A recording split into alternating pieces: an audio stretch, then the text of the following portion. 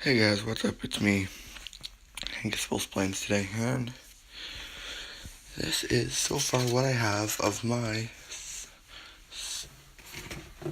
L-19 bird dog. I've completed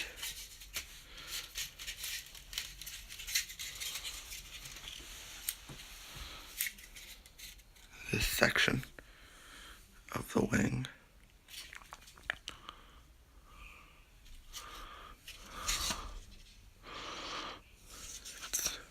It's pretty interesting to do, and I'm currently working on this section now, which is pretty much it's not pretty much, it is a mere copy of this over here. So that's what I'm currently working on now. So yeah, that's pretty much where I'm at on this project of mine, and yeah, it's going pretty good.